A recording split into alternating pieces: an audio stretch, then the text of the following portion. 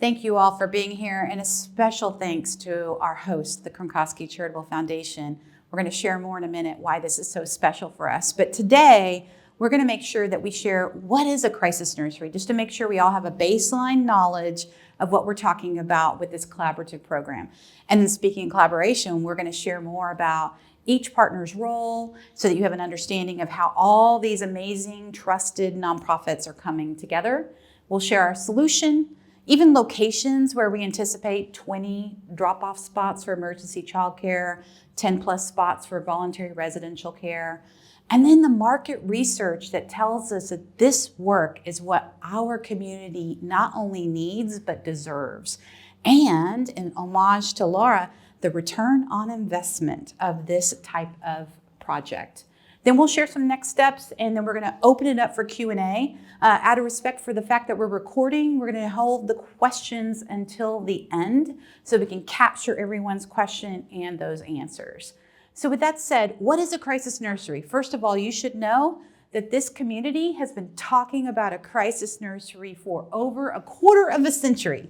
And when this group came together, we heard that this conversation has been happening for 25 plus years. And the first thing we said was, how has this not happened? So we really tried to understand why this evidence-based solution has not been brought to our market.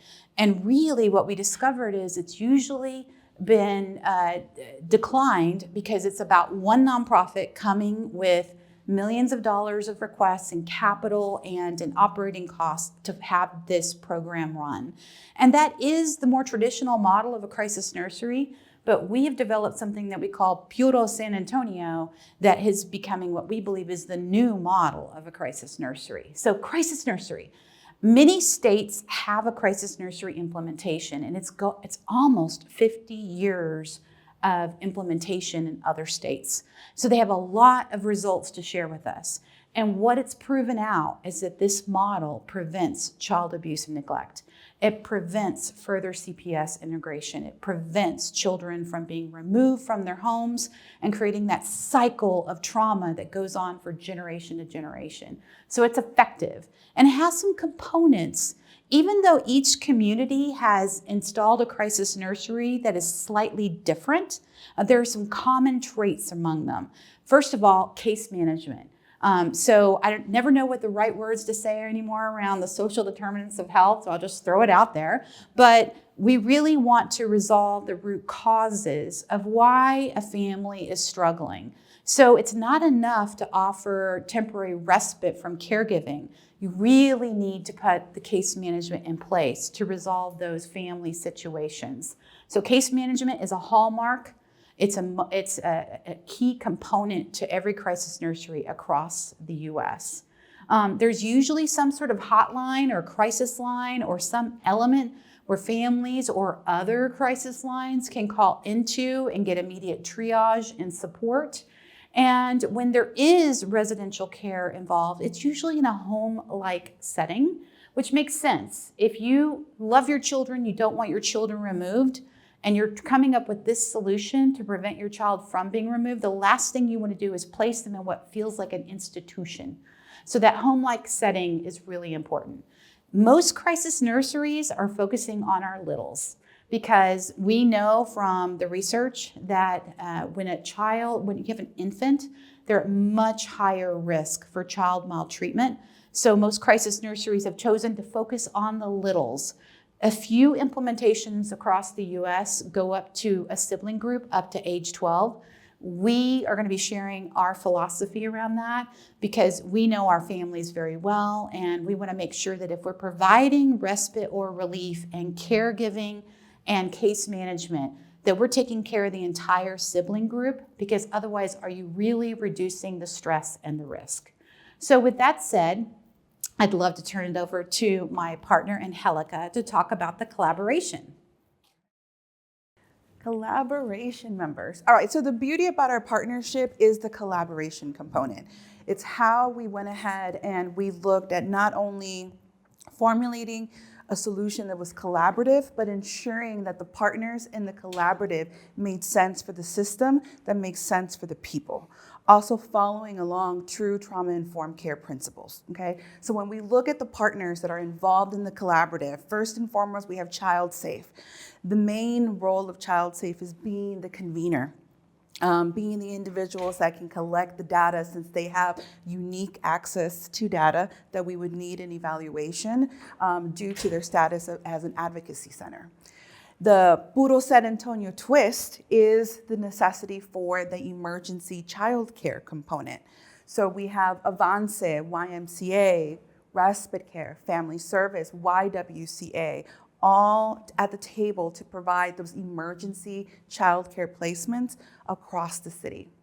And then the other component, when we look at the need then for the long-term residential placements, that's where we have Respite coming in to be able to fulfill the long-term immediate needs of our kiddos that need that longer-term stay.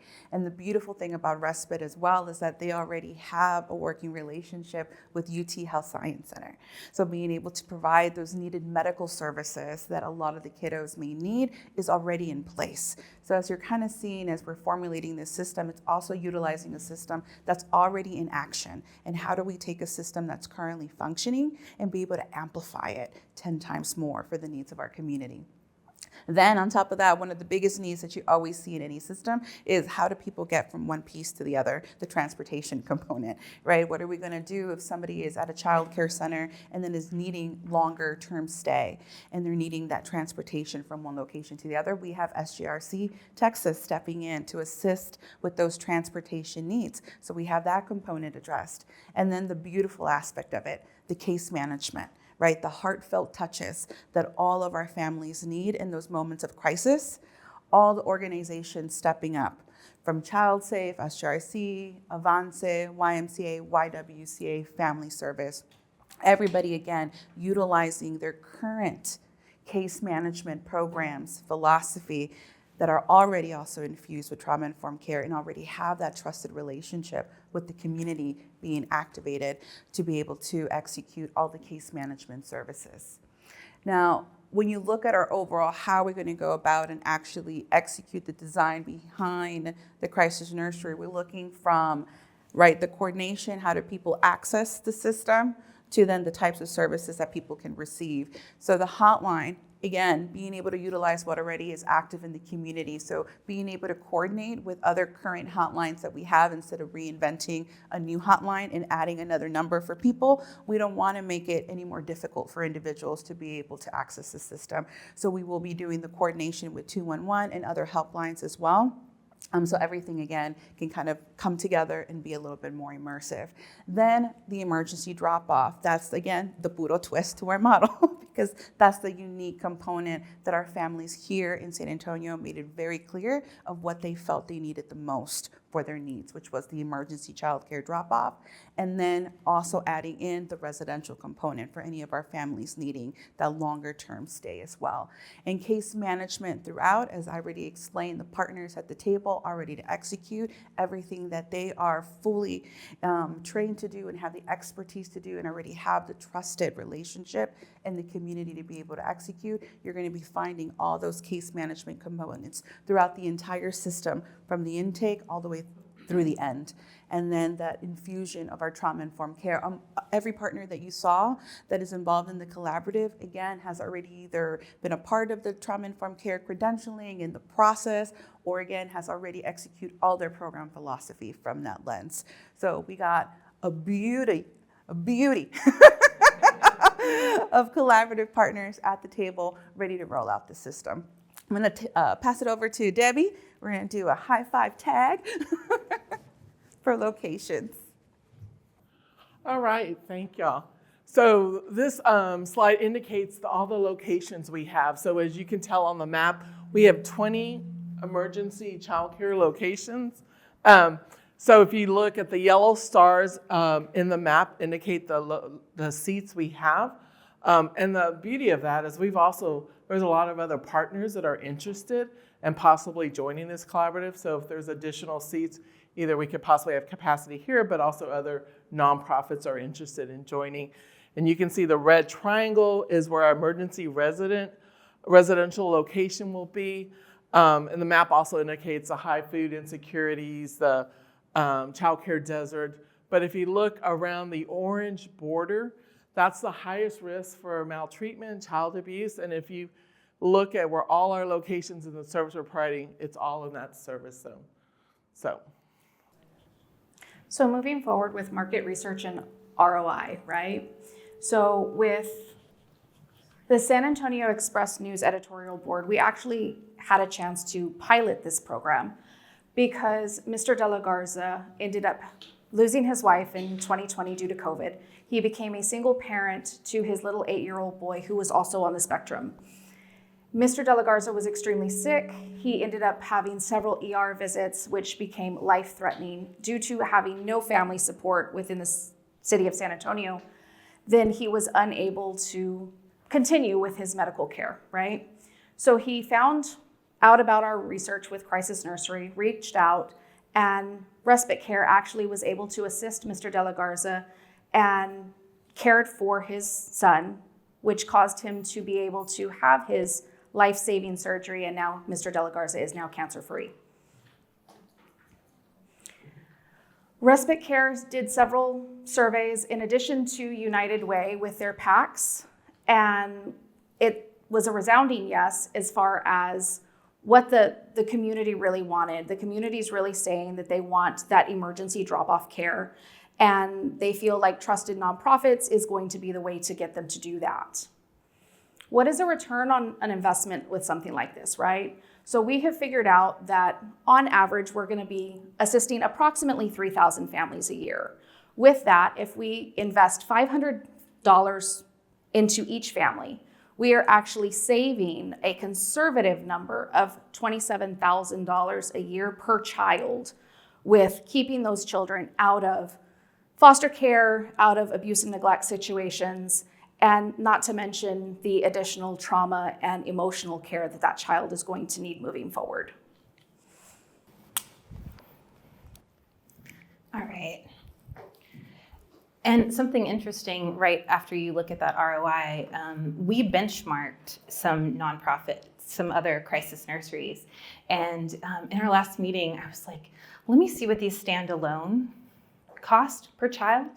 And so if you look at that too, on that previous slide, it said $500 per child for the model that we're running, which is because we have existing infrastructure, correct? These other nonprofits that are standalone, it's like $1,400 per child. One of them is $2,400 per child that they serve per year. So that number sticks out to me greatly, especially when we went and saw these great crisis nurseries. So we initially, when we started this 2 years ago, this collaborative piece, or when I became a part of this collaborative, which I was super excited to do, we worked with St. Louis quite a bit. We had several calls with them, really just kind of figuring out their systems, what they're doing. And then we had this wonderful opportunity in December, thanks to the Casey Family Programs, Robbie. We went on a whirlwind 3-day trip to Chicago, Champaign, Urbana, and Minneapolis. There was like 6 a.m. flights. We saw set with all of these crisis nurseries. We got to visit with their whole teams, see their process. And really what we learned from that was that each city does it a little different. They're all that same core that Rebecca talked about, that evidence-based model, but they kind of change it to their city. You see how they've molded it to their populations. So for example, Champaign, Urbana, they really had more of that drop-in childcare piece that we saw. We saw kids coming day after day to that, really utilizing the childcare. And then in Minneapolis, it was what you think of as a longer term, obviously. So we had families on average there, or kiddos for 72 hours and things like that. But it was really interesting to see what they have. And then we were really proud of ourselves too, because the work that we're doing ahead of trying to get this going is we saw that we're thinking even further than some of these crisis nurseries already have. They have a great evidence-based model that they've been doing 30, 40 years, but some of them are just now thinking about childhood development, right? All of our locations have quality childcare. We already have those pieces. We're already trauma-informed. They're talking about, look at these trauma-informed practices. Well, if you know Child Safe, which I know most of you do in here, that is our world, right? We are already so deep in that we know those things. We've been in practice of those things. Whoops. So what's next? Where are we? So these organizations that we've all kind of spoken from, this tight collaborative that I've been so lucky to meet with, these great people, we have an MOU already working. That is an MOU that we have where we can add members because, again, we are yes and. We would love organizations. We would like to increase capacity. And then we also have ways if something isn't working. That's all written into the MOU. Child Safe is the convener of that, as we are in our work that we currently do. We are a convener of partners.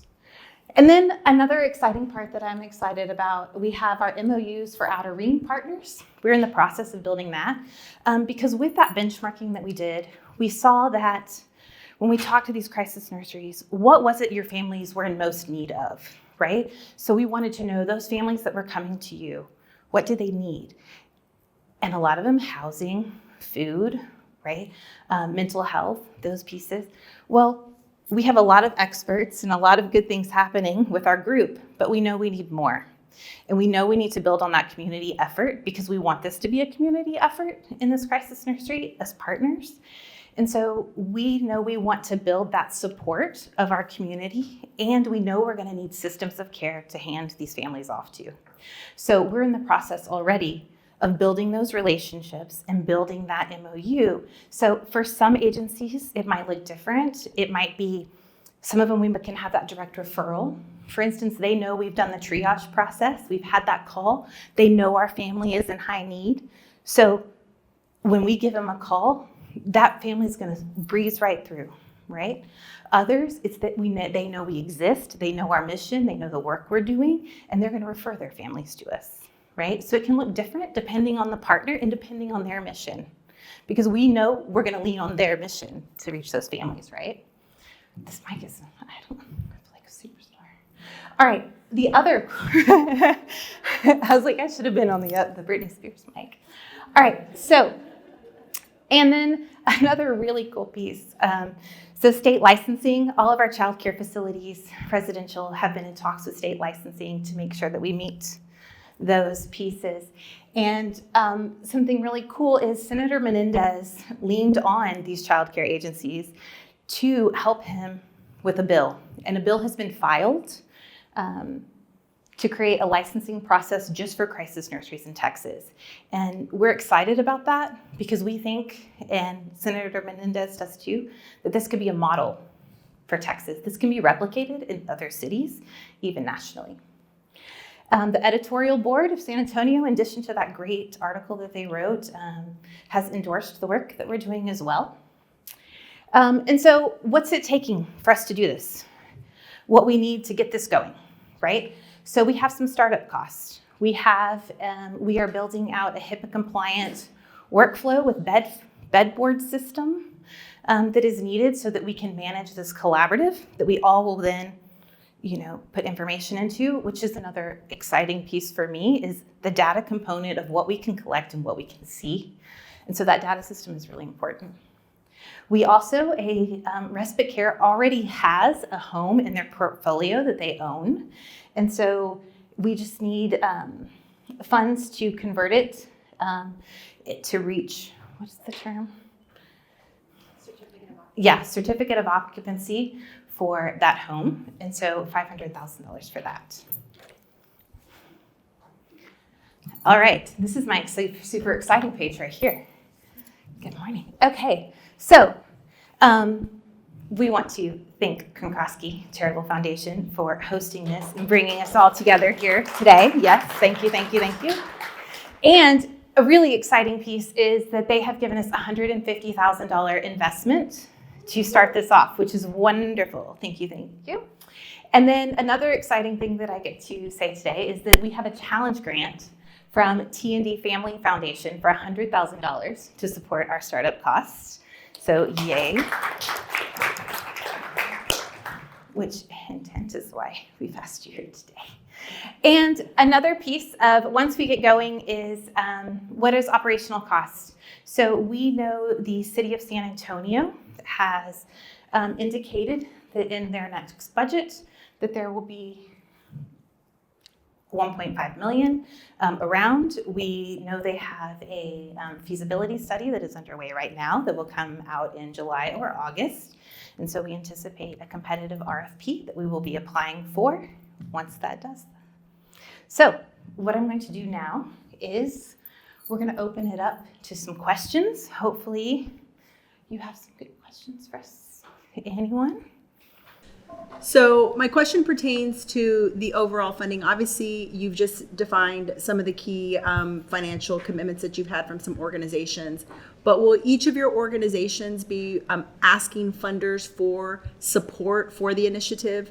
Or is this something where you're asking in kind of connected way where if an organization decided to fund or to help assist in this program, we would give it in one place and then it would get diverted to all of the other locations who are in partnership here? Perfect question. So we do have a fiscal agent that is Family Service Association that is representing the collaborative in that piece. So when we are seeking funds for the Crisis Nursery, we are doing that together in that way of then having it go through Family Service Association and then apart. Because we also know we seek funding from you guys as our individual organizations, which is still very important to the work and the mission that we do. So this is a new project. This is an additional project that we're seeking. But yes, we have a fiscal agent, Family Service Association. And so if we made a commitment to startup cost or to any part of the program, then that would go to those. But as you're starting to actually execute the program, each organization is going to have some needs to be able to do their part. Are you saying that even in that portion, then the dollars would still come to Child Safe in order to have Not the program? Child Safe. I'm so Definitely sorry. Not me. You can write me checks. Yes. It's fine. But I meant to the fiscal agent. right, it will go to the fiscal agent. Yes, Rebecca? During the startup phase, we prioritize the home renovations first because we think that's a longer lead time. We just had a certificate of occupancy inspection from the city of San Antonio. We're working through a punch list. So as funds come in, we're going to allocate the funds to the home renovations because that is a smart investment during the startup period, because no matter what happens in the future, that home can be in service for children who need residential care. And then as we get closer to the city of San Antonio RFP process, we're then going to take the next set of funding to build out that HIPAA compliant workflow and portal. So during the startup phase, funds will come to respite care for the home and then likely to Child Safe for the HIPAA compliant software. Once we're operational, that's when the fiscal steward kicks in. So we've developed a collaborative budget. We know what each party requires to operate this program. And so the monies would come into Family Service and then be distributed aligned to that budget for each of our partners. And again, we're really taking existing infrastructure and repurposing for this important need, which is why I think organizations like the Meadows Foundation notified us yesterday that they advanced a capital request for us. They're very keenly interested in this model because it pertains to many other cities. And the Meadows Foundation really only wants to invest in things that are scalable. So that's a really important sign of investment from a storied foundation, in addition to the Foundation for Profound Good, who has just made a commitment. Again, echoing on what Monica said, thank you guys for doing this because yes, this has been a conversation for 25 plus years in this community. So I'm very happy to see everybody coming together. But my question is, and I know you guys touched on it a little bit, I'm just trying to wrap my head around the thought of, so the different locations, right? So you have the different locations, family drops off and says, I'm in crisis, needs, emergency drop off. I know y'all said St. Jude's would be the one transporting. Is it the thought that I'm just trying to envision what you guys are envisioning as kind of the process, right? A child would be dropped off at an emergency care. That daycare center closes at 6. Mom and dad haven't come back, or whoever hasn't come back. St. Jude's gets called in, transports to respite, and stays for a while. I'm just trying to make sure I understand the true process. All right, so the beauty is in having these different locations, there's no wrong door. So a family can call 24/7 hotline, or they can walk into one of these locations. And say they walk into one of these locations, they walk into YMCA, and we will still initiate the triage of going through that hotline and making sure that family is in the right spot.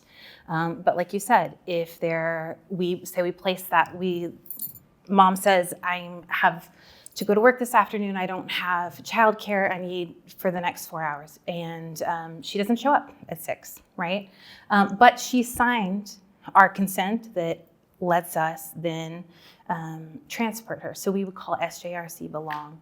Their mobile unit, which is what they already do, would then move that child over to respite care. And then the case management piece starts in as well at the same time. So then we work with that family going forward that way. Yeah, so SJRC Texas currently already employs what we call mobile case aides. And so as part of our partnership with this, we are going to utilize our mobile case aides in the area to do exactly what Elizabeth just shared in the case that we need to transport a child from the temporary child care facility to a more long-term facility, or in the case that a family calls the crisis nursery for whatever need it may be and they can't get there because they don't have transportation at all. So that's what we're hoping to utilize the mobile case aides for. And Brandy, I think that's also part of why Senator Menendez is helping us with the bill, because right now the residential licensing team is very different from the child care licensing team. So we've gotten some guidance that when we do intake for these families, to get their pre-approval for residential care so that we can help keep those families intact. But Senator Menendez's bill really wants to carve out a collaborative process between both licenses, specifically for Crisis Nursery. And when families call in, not everyone is going to need or even desire emergency drop-off childcare or residential. We've developed an entire workflow, which we didn't put into the slide deck because it's a little obnoxious. It's got 24-hour touch points, 72-hour touch points, 1 to 3 month touch points. We've tried to think through every possible scenario. When families are being triaged, they may be triaged green, which means they need case management alone. The things that they need will be solved by case management, and their risk index doesn't desire an outcome of emergency drop-off childcare.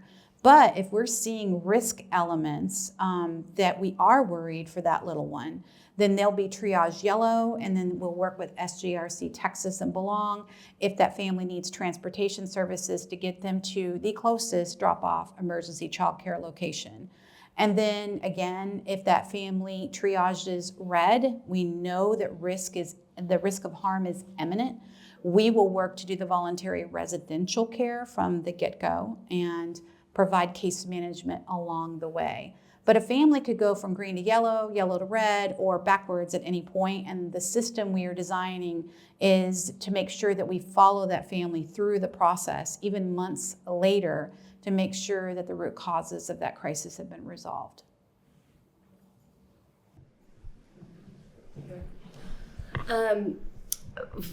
Really excited to hear about, it's obvious that this is going to hit a critical need that we've had for quite a while. And I was leaning over and saying this kind of obviously touches into SJRC and what y'all are doing with the state contract, to kind of how this alleviates some of that pressure. But I'm kind of surprised how low your startup costs are, right? Like $160,000 for the portal seems relatively low, but maybe that's because I'm involved with Ready to Work and I know how that portal is.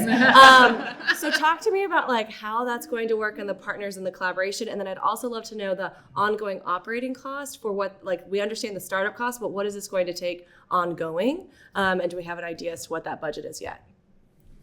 Elizabeth can talk through the electronic portal piece, and then I'll take on the additional costs thereafter.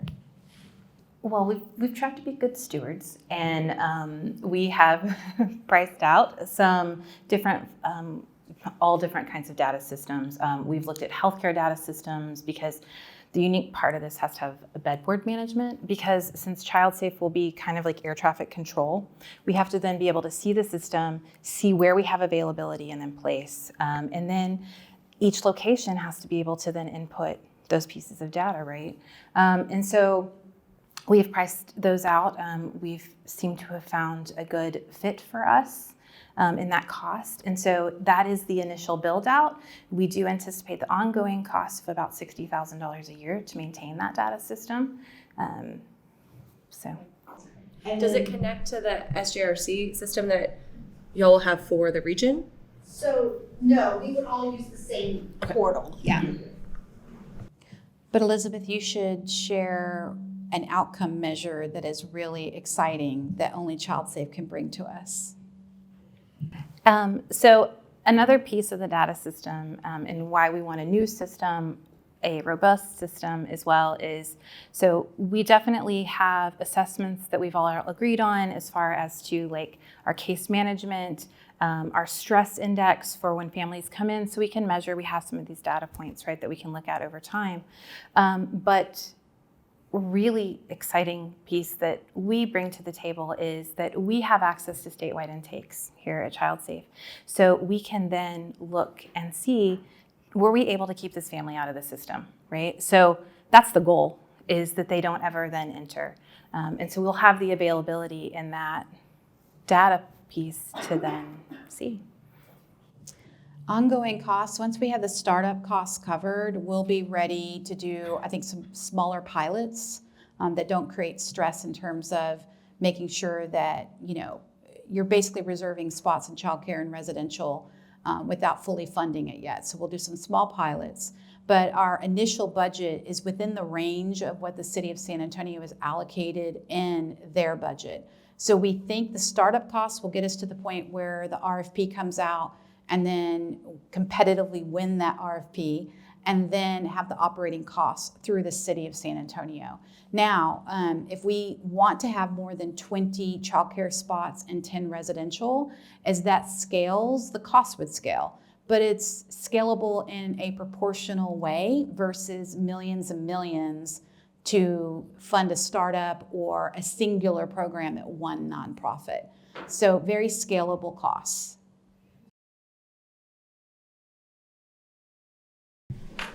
You guys touched upon the intake process, but I wanted to know, Rebecca, you talked about the age level. I wanted to see if you could touch on that. And then again, how you prioritize, since you have those limited spots for piloting, how are you going to prioritize those families?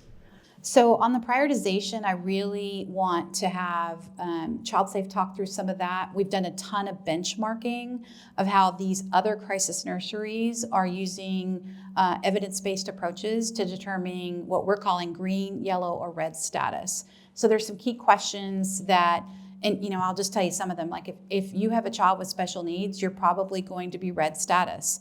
Because if you want to tackle child abuse prevention, you're going to focus on kids with special needs. The research says they are 4 times more likely to end up in the foster care system. And I'm watching Rebecca like nod her head like this. Like I'm like, yes, girl, yes. So special needs children need to be prioritized in this model. We also know that infants need to be prioritized in this model. So there's several levers, and I'm probably answering Elizabeth's question. I'm so sorry. No. I mean, really, we looked at risk factors. I mean, us here at Child Safe, child abuse is the work we do, right?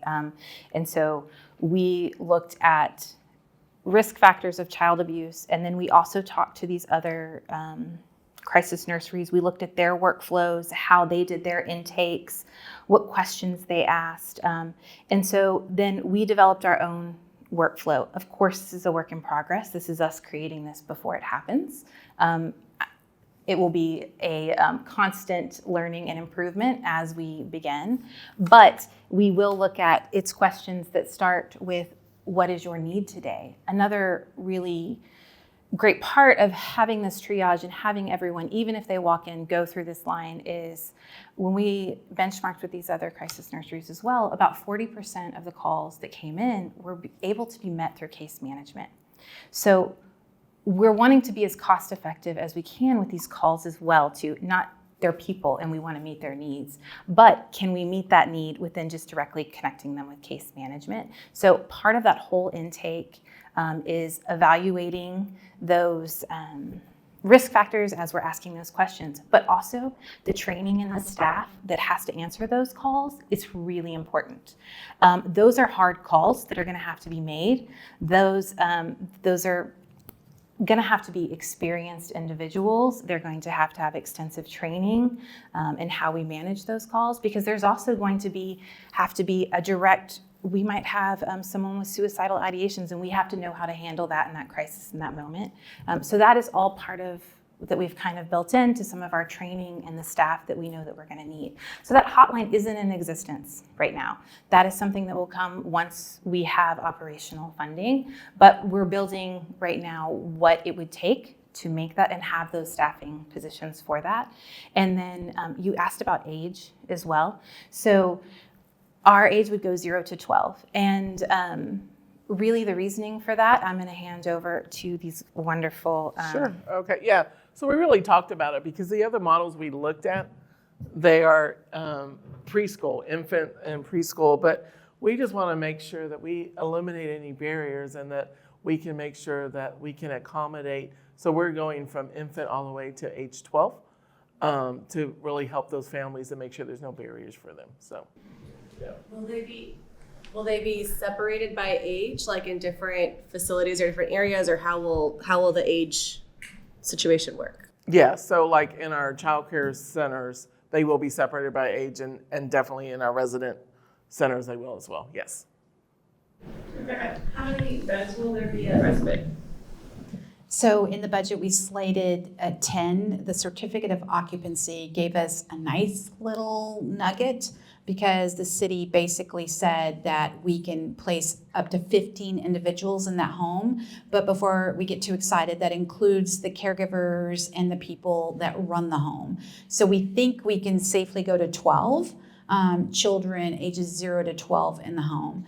And we've also been talking about contingency elements, like what if suddenly every bed is filled? But that's where the complex model that we didn't put into this presentation comes into play, because we can do extended case management support, but we also can lean into other residential facilities at Respite Care's model of homes that could potentially take some overflow. And then we have an organization that is entertaining an interesting twist to the child care license, where they might be able to, in the future, do 72 hours of continuous care in a licensed child care facility. So there's a lot of things around the licensing side that we're all, really innovating and modeling in this process. This may touch on that, but I was going to ask, are there any other partners who are not currently around the table that you're talking to? Who's missing that you wanted to be around the table? So to want to be deeply respectful, there have been multiple partners that started with us, and then for one reason or another, I'll just give you an example. The Madonna Center started out like wanting to talk with us, but they realized that their priority needs to be their own capital campaign, which makes total sense. Like there's only so many innovative things an organization can do at one time. Also, with deep respect, we reached out right away to the children's shelter early on because we thought this could be a great way to reestablish the work of the children's shelter in a way that felt protected to the state of Texas licensing entities, because they could, lean into the whole collaborative. But those discussions really didn't go anywhere. And we have invited Family Violence Prevention Services to the table multiple times. United Way is not here today because United Way is hosting their own kickoff event today. But United Way also implored Family Violence Prevention Services to sort of hop over and join our collaborative, but that has not been, it hasn't come to fruition. We have remained what we call yes and. And so what we've tried to do is anybody who is interested in this work, we've created an MOU process where they can join us, and through consensus building, we can have another entity join us. And I really love that Kat usually weighs in and says, hey, Rebecca, would y'all take a for-profit? The answer to that is yes. We are yes and. The only thing we have to do is make sure that they are a fit for the collaborative, because we are very authentic. We are very transparent with one another, and we've created a lot of trust around the room because we believe in each other's core competencies. So we would need that value structure when someone is joining us. Laura, can I just add on to that a little bit? So this isn't the first kind of rodeo for Child Safe in terms of building something that is a larger collaboration. We obviously the core work that we do with our multidisciplinary team, but we had previously started a program that's called Care Coordination that is still going on in Bexar County. BCFS is actually running that program now. We turned it over to them. And I think the idea when you start a collaborative like this, just to add on to what Rebecca was saying, to complement that, is you cast the widest net that you possibly can within the community. And a lot of agencies up front wind up coming to the table. And then what you have that just gradually happens over time is those agencies kind of filter themselves out and go, you know what, I really love that idea, but we're not at that point.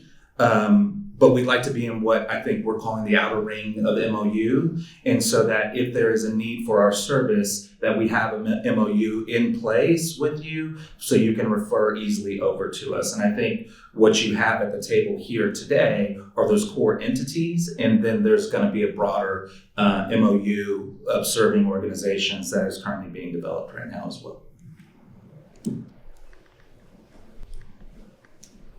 So I have two more questions. One is, I know you talked about Senator Menendez being supportive of you all in submitting a bill. How is that looking? I'm sorry, I've not tracked on this. So is it looking positive? What is it looking like? Obviously, this is a crazy session. I know there's a lot going on, but I think that's really important, right? I think that's a really important piece to this, because if you can fast track some of this, or there's some, I think, structure around that, it will really help the work that you're doing. So any thoughts or input? So is anybody that works with amazing senators like Menendez, the work is happening with Pearl and Alex on his team. So they feel confident about this bill, but they are also fighting some really big battles in Texas right now, which I won't go into because we all know them. Or, you know, why beat a dead horse on that one? So they feel confident about it. But what I think is even more striking is, like, I was taking a phone call as I was leaving the office last night from residential licensing. They'd already been out to the home. They knew we had done the certificate of occupancy work with the city of San Antonio. And every time I talk to licensing, I remind them that Senator Menendez has filed this bill. Because what I don't want to do is blindside the people that have been working alongside us for over a year. We're not going behind their backs. We're basically saying we think there's merit in creating a more seamless license, especially between childcare and residential. And I was talking to Annie Bagnato last night, and she said, no, Rebecca, we totally see the value of us having a simplified approach and helping y'all not only in San Antonio, but in other cities. So even if, let's just say, Senator Menendez, Pearl, and Alex can't get this bill across the finish line, licensing knows this is what's needed. And the bill is really asking the commissioner to bring a group together to figure out how to streamline the license. It doesn't dictate how the license should be. Thank you for that clarity. My second question is, I know that you all have really focused here on the startup costs and everything that it's going to entail, and that's a big piece of getting this off the ground. But I think from a funder's perspective, it would really be helpful to truly understand what the long-term costs would be, also from operations. And I know that still may be fluid because you don't have that, but we know you'll be coming back to us for those requests as well. So I think it just helps us to comprehensively see what those dollars are so that we can make decisions based on our full investments long-term. I'm going to tackle that. So we have developed a collaborative budget, and it covers what you're seeing on this slide right here: 20 emergency drop-off childcare spots, 10 residential spots, transportation, the case management, the hotline, and that is sitting a little north of 1.5 million.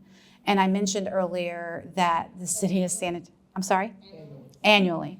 Now, if we see, once we get this launched, a lot of other nonprofits or for-profits want to join in this amazing, innovative approach, we don't have the budget to do even more spots. So as you scale and have more spots available, the budget would have to scale along with it. But look what you get with a north of 1.5 million operating budget annually. So obviously that's, where you're talking about hopefully things moving forward with the city. Is there a role for kind of advocacy within this group of helping to kind of help tell the story, as well as we know that there over time might be some changes coming up within city leadership and things like that. So just what's the role of advocacy within either the inner ring and the outer ring, but then also as funders? Is there a role within advocacy? Oh, yes. What is it, like 5 city council? Yeah, a mayor. 27 people running for mayor. Ooh, exciting. So yes, before the RFP is issued, it would be amazing once we know exactly who is the mayor, exactly who's in city council, for people to speak truth about how amazing this opportunity is for San Antonio to be once again lifted as the potential national model for how this work could be done. So we would love for people to meet with city council and the mayor and, really speak highly of this work. And I'm having to educate myself a little bit, which means I called Richard at Family Service Association because I wasn't exactly sure once the blackout period work happens, how that's going to work. So advocacy and education is really where it's at, and making sure that city council and the mayor, and at some point the county folks, are really lockstep with this opportunity. Is there a current city council member or anyone that is really advocating on your behalf right now? So a city council request was turned in by Dr. Adriana Rocha Garcia, which really, we were already meeting and we were already coming to this conclusion of using existing infrastructure when Dr. Adriana Rocha Garcia and Manny turned in the city council request that then got, I guess, Rebecca and her team to really start looking at next steps. Can I just make a comment as one of Rebecca and myself, one of the sitting CEOs who potentially be a large part of this collaboration? I think the thing that made it so attractive to me was that it wasn't anything new that we were doing as an organization. It was an expansion of our already existing service to the community. And that's the way that I see it. We have a current program called Community-Based Family Advocacy, where the idea of that is to go out into the community and identify families who have high risk factors for child abuse inside of their home, and then try to increase their protective factors. And so it was just like this perfect marriage when Rebecca and her team came to Child Safe and were like, hey, we're considering launching this. And we're like, oh, well, we can do this. And it wasn't anything new that we were adding. And the thing that's so attractive to me about it is, like, for a very long time, I've been in the nonprofit world for 30 years. And for a very long time, when I sit with funders, you oftentimes hear, and I'm sure you guys can attest to this, what is the most efficient way in which you can provide the service? And is there a way for you to collaborate with other organizations? And so you're getting something new without, I think, organizations intentionally creating something new. I don't know if that makes any sense. There's an expansion of the current service that is already happening. And I love that. I love that about Child Safe. I love that about an opportunity to reduce child abuse in our community, which is a big high priority for Child Safe now, is driving down those child abuse numbers. And then I love the concept of collaboration and work, because that is at the heart of every children's advocacy center. You have to have those collaborative models in place. So just like speaking from where I'm sitting, looking at this and vetting it as a true opportunity of growth inside of our community, that was the big attraction to me. It's an expansion of what we're already doing. There's no mission reach. We're not going outside of the scope of the things that we need to be doing, and we can continue to concentrate on our core service while providing this to the community. I just thought of one other thing I wanted to ask, and I'm sorry if you already answered this and I'm not getting it, but Child Protective Services. Yeah. Where do they fit in to this? Because at some point, They may or may not have to be brought in if a situation escalates. And maybe they're already in there because of your existing relationship with them. So that's why I'm like hesitating to ask. As Elizabeth answers, shout out to Robbie, because Robbie has been an integral part of our team with Casey Family Programs, and she has immense background with CPS. So Elizabeth? Yeah, or Robbie, if you want to answer this question, you can too. Yes, so we know that partnership is really important, and we already have that partnership. We work very closely with them in all of our work. We also have met with them they know about what we're doing and the possibilities of how we can work together. Education is going to be key with CPIs, with the child protective caseworkers and those kinds of things. So we already educate those people. That's already part of our process. So it would just be additional information that we're providing there as well. There's also, we talk about this at the CACs across the state because we're just one of 70. There's a legislative shift within Texas currently towards family preservation, not the removal of children, but family preservation. And that's greatly impacting the policies that are set forward from the Department of Family Protective Services. We see it already just with the reduced number of confirmations. And I think that this model complements that. I do think that there's an overlap there that complements maybe the future of where the department is heading towards, and definitely what the current legislation that is getting passed is attempting to do and move the department more towards family preservation. So we can get those kids, keep them out of the system at all cost prior to them getting in, which would preserve the family unit. But if and when warranted and needed, of course, we're mandatory reporters, they would have to be brought in for investigation. Can I just add to that? I will say that I think part of the concern 18 years ago when this was a huge conversation was CPS, right? There was the big concern that parents would not utilize this service because they were concerned that they were dropping their child off and CPS was going to take them. So I think that you guys have the right idea of there's a trust with daycare centers, right? There's a trust with that child care center, but I think there's also going to have to be that messaging around that of, look, there is this trust, this is a safe place, this is a safe drop off. However, kind of that, but, you know, if there is something seen here, that CPS will be involved, and I think parents need to know that. But I do think that trust factor will help, because that was part of the biggest fear, you know, all those years ago, was that families would not utilize this service, the families that need this service, because they thought that they were literally delivering their children to the front doorstep of CPS.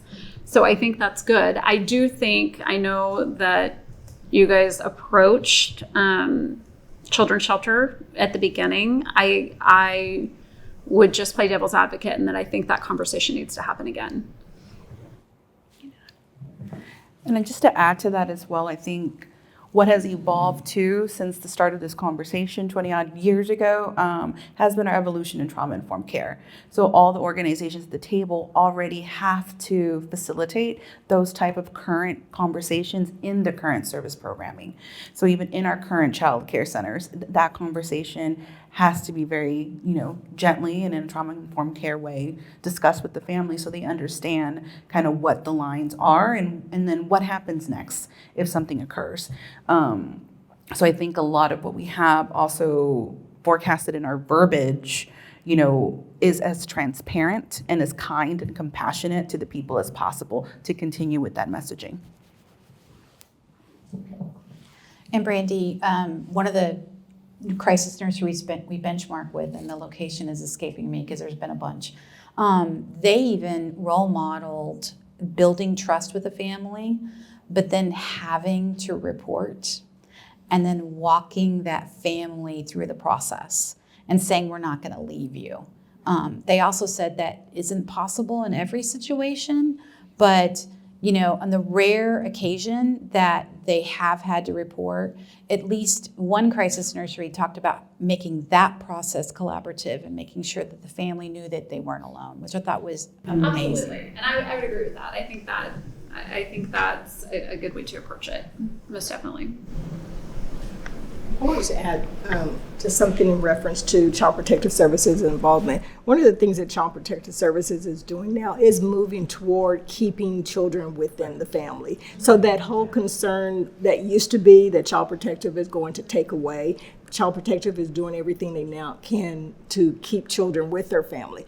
The other piece I think is really valuable about this project, the collaboration piece. Being scattered throughout these particular areas, it keeps children within their community and it keeps them familiar with, oh yeah, I'm going over to the Y that's down the street versus I've got to go way across town for somewhere that's not familiar to me. And so I think that's some of the beauty in it as well.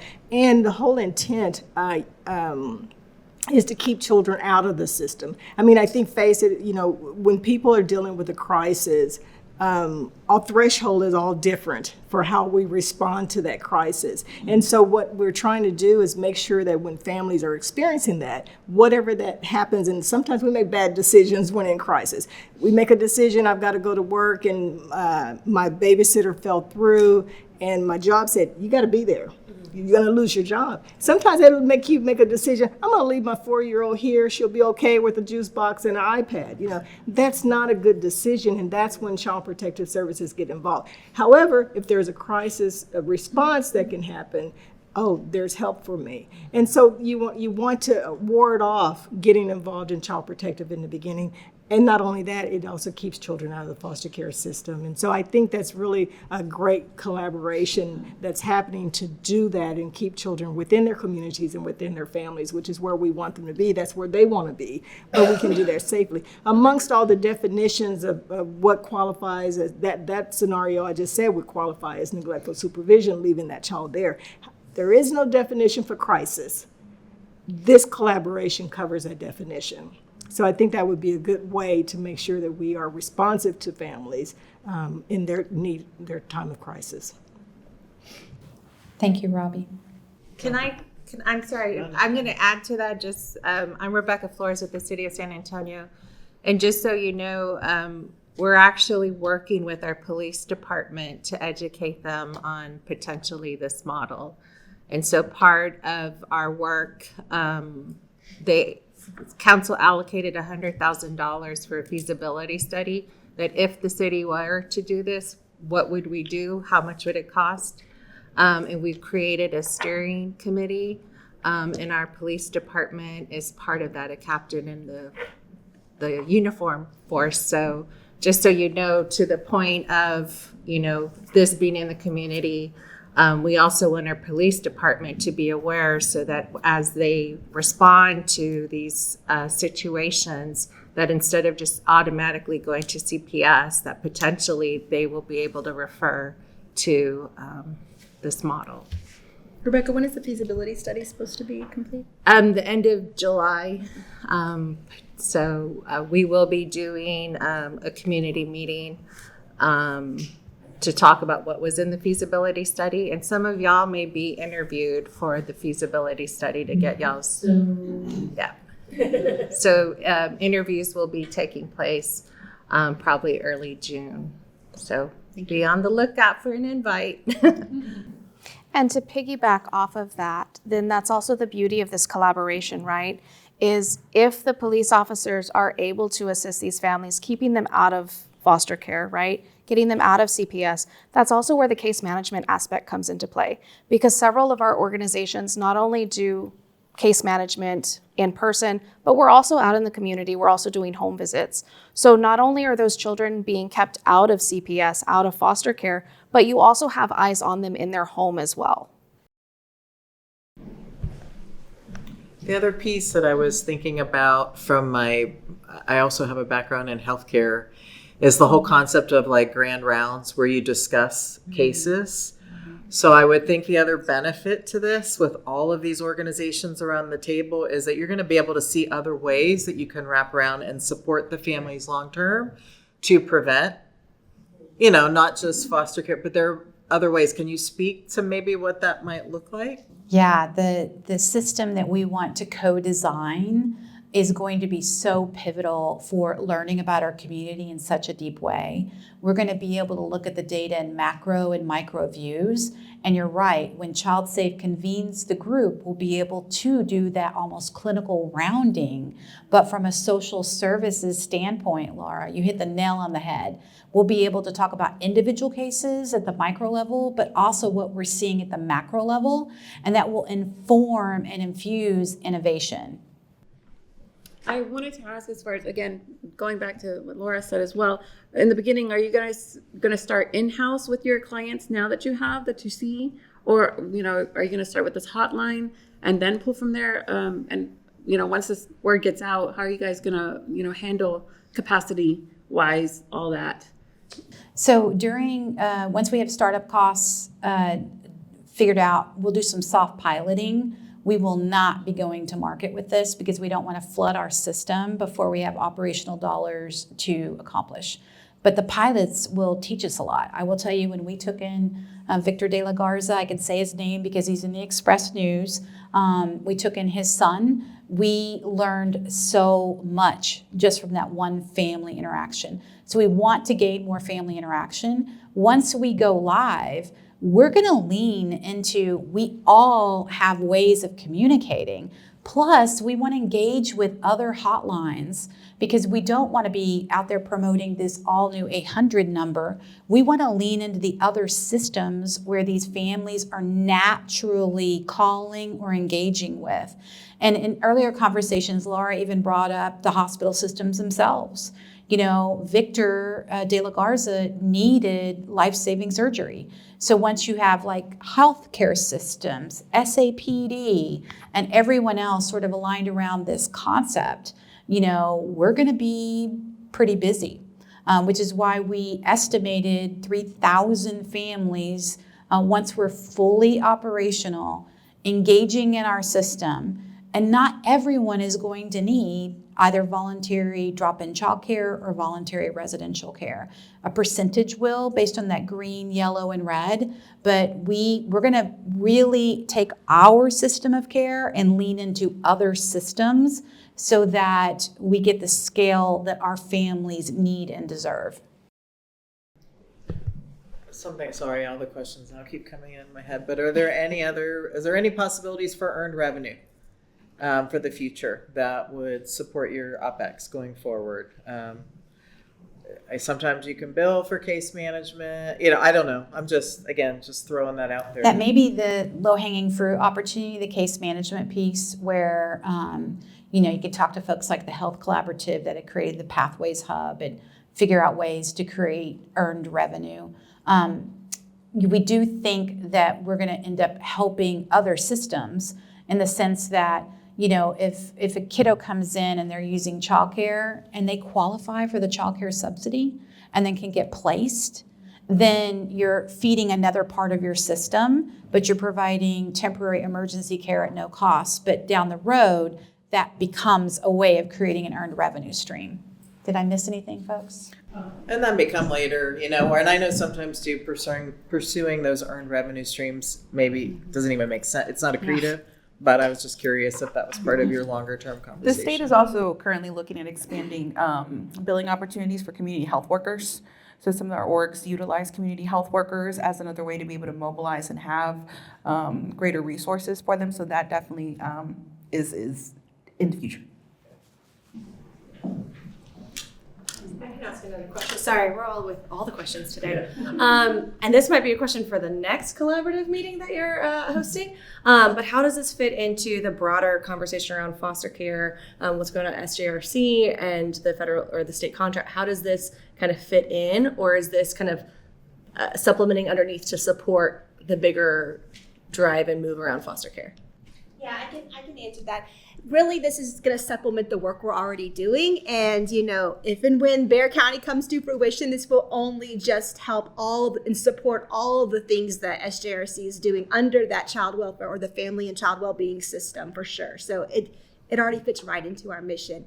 And, I have the privilege specifically of overseeing our community enrichment department, which entails an entire prevention unit. So I have over 40 caseworkers who are just dedicated to the prevention piece of like what Rebecca was talking about, connecting them with other community resources they may need, mental health supports, doing that case management piece, in-home parenting support. So my entire department is really focused, in addition to SJRC offering the transportation assistance, the other piece of it is that we're really focused on offering these family services that will preserve that family unit and essentially keep them out of the system if at all possible. So it just fits right under all the work that we're already doing. Jackie, are there limitations as far as transportation, like within this service area? We currently have on-call that includes a mobile case aid. Our on-call that we have always has a PD, a legal permanency worker, a mobile case aid. And so it's a line of people who can be utilized. So let's just say that for our personal on-call, we have our mobile case aid. That does not mean we can't utilize one of our other on-call staff to be able to transport. So the good thing is, I used to run the transportation department for Belong prior to us going stage 2. So, we have tons of mobile case aid, and that's just in our outlining areas. A majority of our mobile case aides also live in the Bexar County area, so that will be of assistance as well. So, and all our mobile case aides do the trauma informed. They're all trained across the board, just like every one of our staff is. So they will get that component as well to be transported by knowledgeable transporters who are used to transporting kids with mental health issues, runaways and all those aspects. So they are thoroughly trained, and I know because I used to supervise them all. Yeah, and I'll just add that, just like Monica said, that's an infrastructure we already have. We already have a unit of mobile case aides, and we have a system to make sure that we have someone available at all times and all the things. So that was like easy peasy for us. We'll just dedicate, a couple of more to this initiative. But that being said, this is an ever evolving process. So if we get to the point where we're like, okay, we have this many mobile case aides and that's not enough and we need to make sure we plug in here, we'll do that. We know that this is going to be ever changing, and just we'll meet the need as we see fit. Geographically, will you transport from the other areas? Yes, that is the goal. Yes, all of Bexar County and all of these areas. Mm-hmm. Mm-hmm. Yeah, we cover from Lavaca County all the way around. And currently SJRC, like Monica says, county, 27 counties, per county, 27 rural Lavaca. counties around Bexar County, including Bexar County. But because boards and leadership changes in nonprofits, and this is risky and innovative and startup and all that, as a funder, I'm curious about the MOUs for the core partners. What time commitment have y'all set to be a part of this? Before you say, this isn't going to work, or our agency needs to pull out. What time commitment have y'all set on this? Ad infinitum, but with opt-outs. Yeah, we have structured this, and I wish you've asked me the question that I can't answer, of that exact time period. But we have it built. This is a similar MOU process that we've done with other partners, and with that other care coordination. We modeled a lot of it after that MOU, and they've committed, and then we vote off. And if there really isn't, I know there is a time in there that we have committed. It's a renewable contract, and it takes in the experience of collective impact in this community for many, many years. So it takes the best practices of collective impact, but also gives an organization the opportunity to raise their hand and opt out, and let the collaboration know. And we also have fail-safes in there that if for some reason we see a partner that is not upholding the values and what we're trying to accomplish here, that our group can also responsibly exit a partner. So we try to put all of the collective impact knowledge around MOUs into this agreement. And, I will just tell you that, life is about ebbs and flows, and we've tried to create the ebb and flow in the agreement.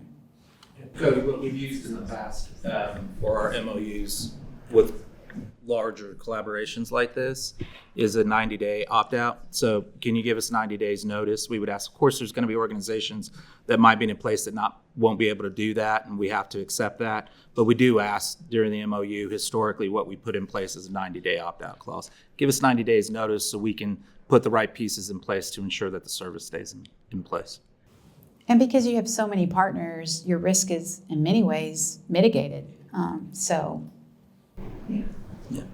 And I'm probably more curious for the top partners, those that, you guys that are keeping this together. If one of you, your board or your, staff decide, we're going to need to change directions and one of you has to pull out, that may change the trajectory of this whole deal. So as a funder, I want to know, y'all are in this for 5 years before you can pull out. Because if one of you pulls out, it could be chancy and risky. So that's the heart of my question. All the CEOs of all the organizations and or their designee with the ability to sign off on behalf of the organization has signed off on these MOUs. So we can take that feedback and talk in our next meeting about that, Cody, just to give people some additional confidence. But collaboration is something that this community is known for, and what we're doing is formalizing it. I just had a question off of Cody as well, is again, to talk about, like you said, about the inviting others to join.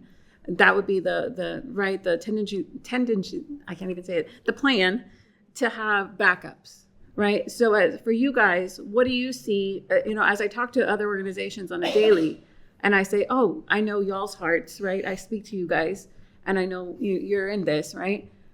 And I can speak upon, you just know, right, that it would be a good collaboration once I speak upon other organizations. So for you guys, what would you say your need is to make sure that you guys are nicely put together for and impactful for many years to come? We try to be strategic with y'all and very transparently just sharing what is needed for startup and what is needed for ongoing operations. We want to remain the yes and group. So for startup, we need $660,000 between house renovations to get to the certificate of occupancy and the licensing and the system. Then we need upwards of $1.5 million to operationally run the program. If we decide as a community that we need more than 20 childcare spots and 10 residential, that's when we will have to come together collaboratively to figure out how we add that with either our existing partnership and scaling even more, or adding new partners and then the budget going up proportional to those new partners or expanded capability. So I'm not sure if I'm outlining your answer in the way that you were hoping for, but we want to remain a yes and group. We've said yes to all the partners that are on the table today, and we think over the future there will be other partners that want to join in the effort.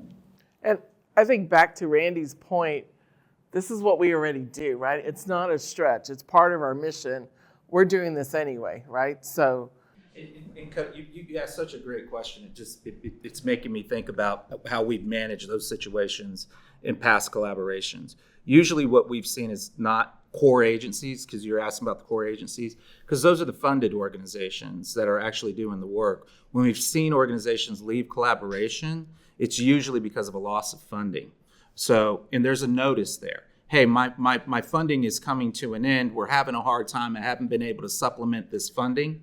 And then what we've historically done is set up, okay, who's going to be the provider of last resort, if you will. So if it's advocacy center services that went away, is there a provider of last resort that can provide advocacy until we can find another funded organization to step in and do that work? That's how we built collaboration in the past to ensure long-term sustainability. So I hope that helps a little bit. Yeah. So my background was in child welfare. I was there for 7 years in Comal County, and this was an issue that we saw quite frequently. Calls from families in crisis and really nowhere to turn.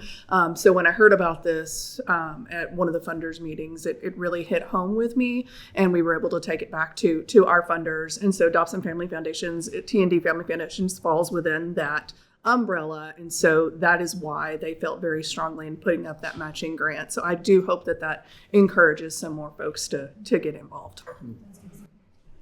That's what I was going to make a comment too, and yeah, Monica leaned over and I said that's exactly what I've been kind of waiting to say is, first of all, thank you all so much for all of the work that you've put into this point. This is not easy work. Thank you for being brave and courageous and coming up. I think when we first heard this, just what was so cool is like you were already all trusted partners with us. So to see you all working together to say, how could we combine the great things that we already do to build something new? That was just super exciting to me, because I feel like for years we've all been saying, how can we get our nonprofit partners to collaborate instead of building something new? So I think for the first time for me, in 12 years, I'm seeing somebody deliver on that. And so even if it fails, like I just want to give you, I don't want it to fail. But I think when you're in an innovation space, you need to have permission to fail, because the only way that you can innovate and grow as a community is to take some risks and try something new. So as funders, sometimes you got to take a risk and invest in the hope and the learnings that will come from this, whether it succeeds or fails. So I just wanted to say thank you for that and acknowledge all that you've done so far. I'm very proud of you, and we're really proud to stand with you in trying something new that will have hopefully amazing benefits for our community for a long time to come. And we want to be with you in the easy parts and the hard parts of this. So I think as you go, if things get challenging and difficult, don't hide, but let us know, how can we help? Because I think that's the other thing that becomes important when you take a risk, is that all the partners need to be there for good times and bad. And these things never go without a hitch. There's going to be things that you learn as you go that are going to be hard, and we're like, oh shoot, we didn't anticipate that. So yeah, and I think soft pilots as we move forward are going to help us to mitigate some of those lessons learned. But the truth is we learn when we fail. So we're going to learn a lot, but we're also going to have a lot of success. That early pilot we did with that gentleman that is now cancer-free is just literal living proof of what is possible. We are so thrilled that the T&D Family Foundation issued this challenge. This is the first time we're publicly sharing that with folks. So we'll start sharing it even more. And then the Foundation for Profound Good, who made our first investment in this collaborative, it just meant the world to us. Robbie has been there lockstep with us with Casey Family Programs, helping us to learn. And this crazy 72-hour trip to northern cities in 3 degrees. I mean, we truly did it the nonprofit way at the airport at freaking 4 a.m. 2 days in a row. So we are just thrilled. And as we get ready to exit, please know that we would like to follow up with you. We would like to hear your feedback. We'd like to learn if you or someone in your portfolio would be willing to help us with this challenge grant and help us to achieve these startup costs so that we can hit the ground running. But as we leave, I'm going to ask the people that are not associated with our collaborative to share the one thing that they're going to be thinking about tomorrow, next week, a month from now, that you heard today, something that resonated with you. And we will start with Veronica. No, I still have a lot of questions. I think you guys are doing something amazing though. And I'm really going to push for this because this is something that is needed. I know from, again, working with families for several years directly. I was, there after school. And okay, now what do I do? It is 6 o'clock. And what am I going to do?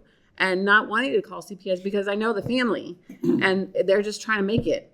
And so this is meaningful to me. And that's where, again, I'm really going to push for this. I think at Baptist Health Foundation, we're going to do what we do best, and that is pray. for what y'all are doing. We're grateful for what you're doing. It's needed. I know it's been talked about for a long time. And we'll be praying and listening and watching for next steps. I think I really appreciate the inclusion of the ROI in this presentation, and that's one piece I'm definitely going to take back to all of our funders for sure. Yeah, I was going to say the same thing. The long-term cost savings for the community is just, it really needs to be pushed out because that's, people respond to money. I'm just personally happy to see the collaboration, see how far you guys have come, because this has been a long time discussed in our community. So to see where it's at, it's incredible. And, no matter what happens next, the fact that you guys got this far and the fact that everybody's sitting around this table wanting to make this impact and wanting to do this for our community, I think is incredibly commendable. I think it's really what I just said and what Rebecca just said, that sometimes you have to take a risk and fail at some things to learn for the greater good. So I'm excited about just what's possible. I am appreciative for, I think, the collective knowledge that you all bring to the table, knowing that y'all are partners in us, or we're partners with you already in several different ways. There's a lot of smarts in here, right, on how this works. So that is really, I think, appealing, as well as just, it's a good feeling to know that you can support something like this. So my commitment is to go back to decide how we can do that. I prefer not to make sorry. I work for the city. Yes. Yeah. You're here. I think my point of excitement is around you all redesigning the way the existing system works to the degree we can. So our system doesn't work for families, but our partners do.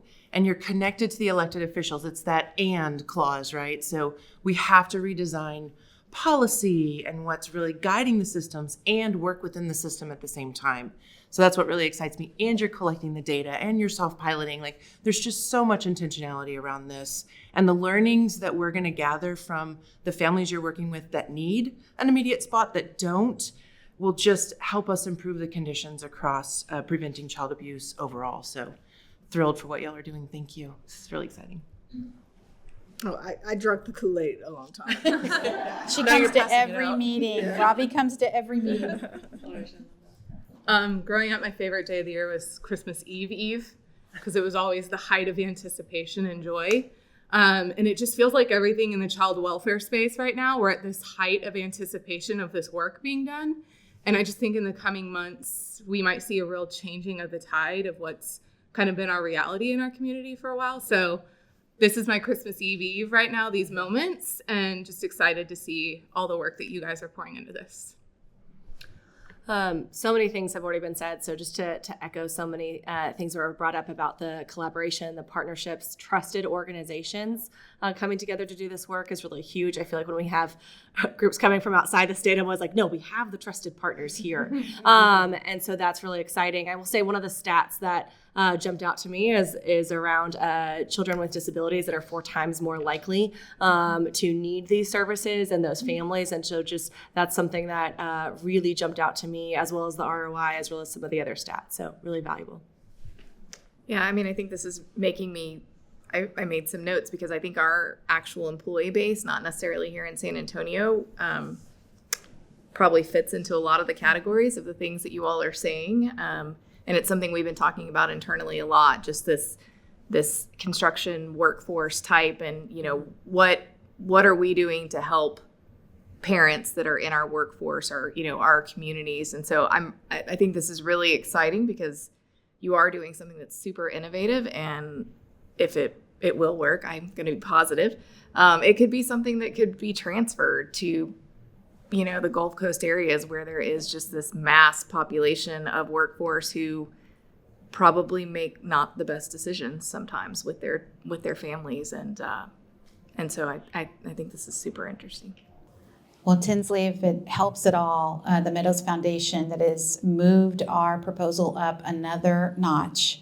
Let us know that if we are awarded, they would be looking for our group to be providing technical assistance to other cities to do the same thing. So Lots of possibilities ahead. And I think from our group, that might be it. I think we covered all the questions, but the truth is we're here in community. We know you. We would love for you to reach out with additional questions, including Veronica, reach out. And we would love to follow up with you in terms of the amazing T&D Family Foundation Challenge Grant and those next steps. Thank you all. Thank you.